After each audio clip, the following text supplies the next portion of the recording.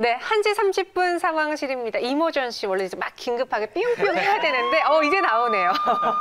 네, 뉴스타 유정희 대표와 함께하도록 하겠습니다. 대표님, 네. 저희가 오늘은 더 상황실에 맞는 분위기인 게 네. 코스피가 네. 또 한 번 신고가를 최고점을 또 경신했거든요. 그쵸. 그래서 첫 번째 상황실 점검 이슈는 당연히 코스피로 가보도록 하겠습니다. 장중에 2670선을 돌파하면서 계속 역사를 쓰고 있는데 그 배경부터 왜 이렇게 잘 가는지 한번 알아볼까요?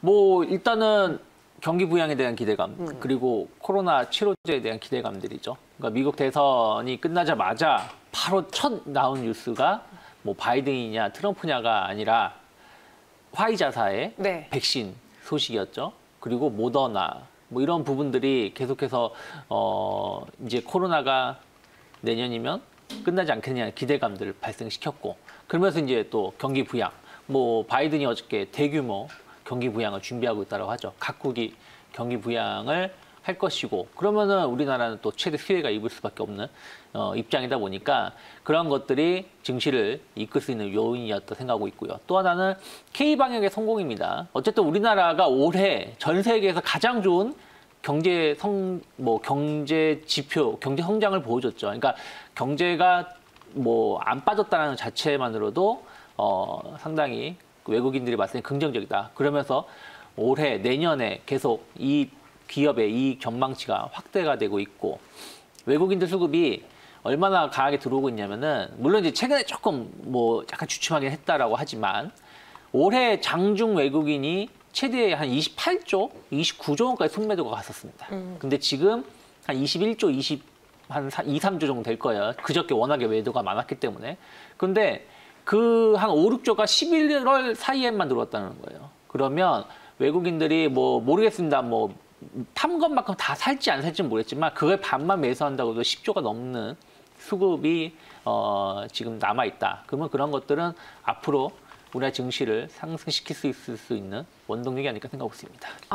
외국인 기관 투자자들이 그러면은 어떤 업종 위주로 사고 있는지, 사실 이 코스피의 최고점은 기관보다는 외국인의 힘이 더 강했잖아요. 네. 주로 IT, 뭐 금융, 경기 민감 어떤 거 샀나요? 뭐 무차별적으로 샀죠. 다 샀어요. 돈이 많아서 좋네요. 네, 다 샀는데 이제 그 중에서도 이제 뭐 응축된 데, 그러니까 집중된 데를 본다라면 결국엔 전기전자 업종 건데 삼성전자, 하이닉스의 신고가가 가지 않았습니까? 삼성전자가 11월 달에만 20%가 넘는 상승을 보여줬어요. 그래서 IT 쪽에 집중 매수가 되었고, 그 다음에 화학인데 전통 화학주들도 매수를 했습니다만은 약간 2차 전지 관련해서 매수가 좀 많이 유입됐다 생각하고 있고요.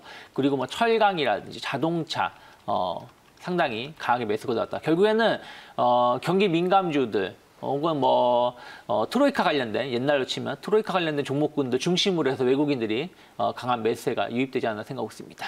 네, 이렇게 외국인 투자자들의 정말 무차별적인 매수로 코스피가 또 한 번의 최고점을 기록했는데, 그럼 당분간 이 코스피 장세가 지속될지, 사실 저는 이런 이야기를 많이 들었어요. 11월, 12월 중에 이제 뭐 연말에 양도세 회피하던가, 아니면 연말은 사실 항상 증시도 추웠잖아요. 네. 그래서 그를 피하기 위한 매도 물량이 나올 수 있다라고 했는데 아직까지는 저희가 그렇게 힘들지 않았거든요. 네. 앞으로 나올 수 있을까요? 어떻게 포트를 꾸려볼까요?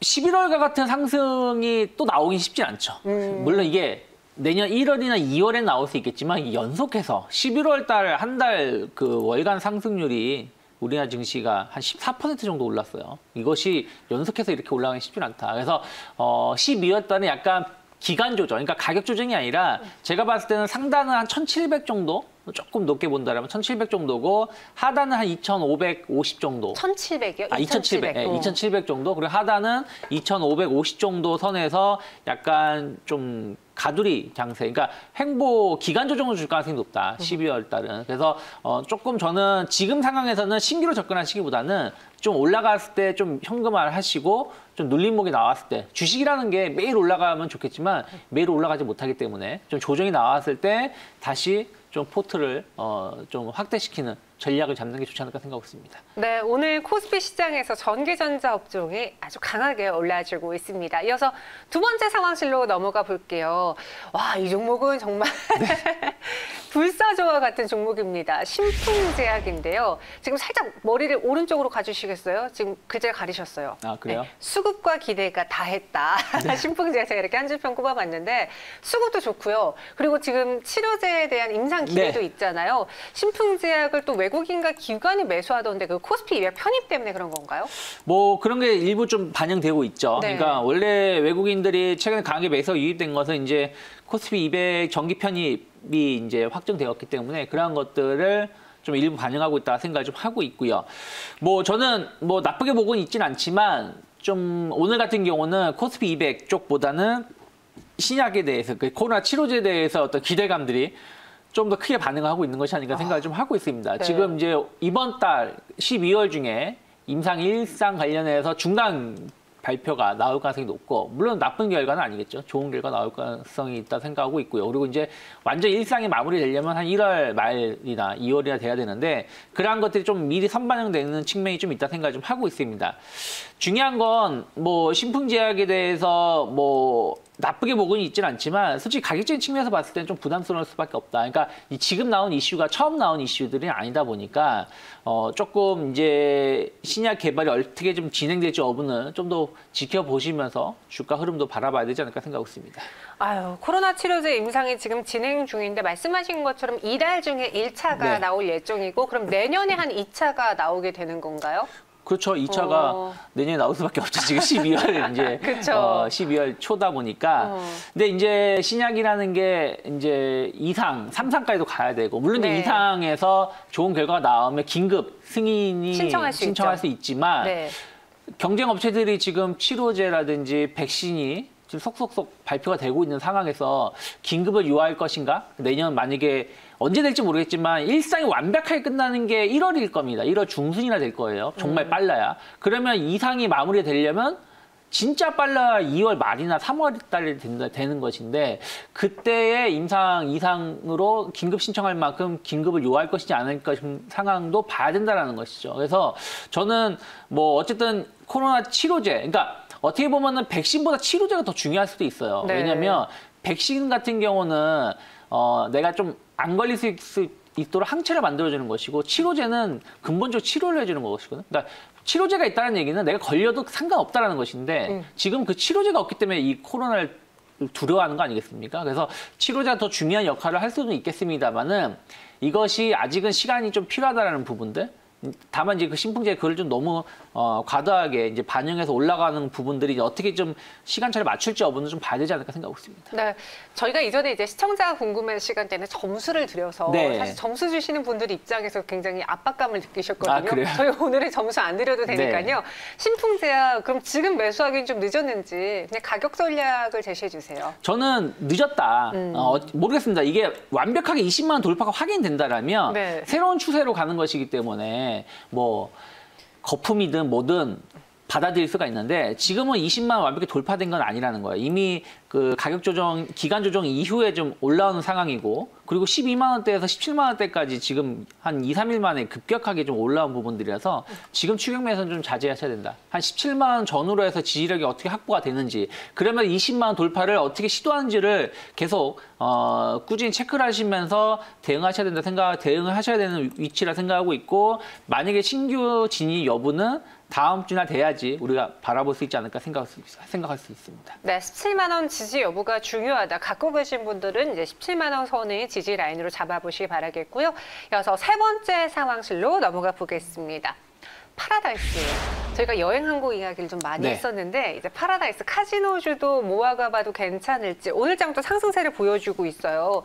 최근에 실적을 보면은 정말 코로나 때문에 가장 힘들었던 게 여행 카지노 네. 항공이 맞구나 싶을 정도로 전년 동기 대비 85%나 줄어들었더라고요. 네.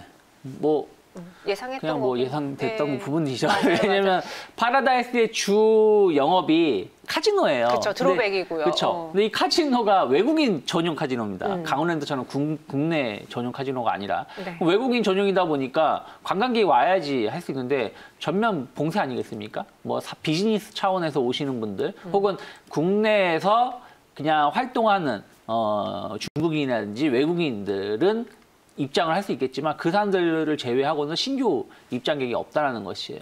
그렇기 때문에 실적이 악화될 수밖에 없었고 또 카지노라는 것도 있지만 호텔 사업을 합니다. 근데 말씀드린 것처럼 카지노, 호텔 다 서비스업이에요. 많은 고용, 사람이, 직원이 필요한 사업인데 수입은 없고 비용은 고정되어 있다는 것이죠. 그렇기 때문에 실적이 악화될 수밖에 없었고 올해 내년 상반기까지는 뭐 좋지 못할 수밖에 없지 않을까 생각하고 있습니다. 그럼에도 최근 이제 여행 항공주들은 뭐 각각의 이슈도 더해지면서 네. 주목을 많이 받았잖아요. 그럼 카지노주도 뭐 요즘 뭐 백신 이야기 많이 나오고 그쵸. 있고 또 연내 뭐 12월 달 혹은 뭐 내년쯤에 백신이 상용화될 수 있으니까 네. 지금부터 모아가는 거에 대해서는 어떻게 생각하세요? 저는 나쁘진 않다.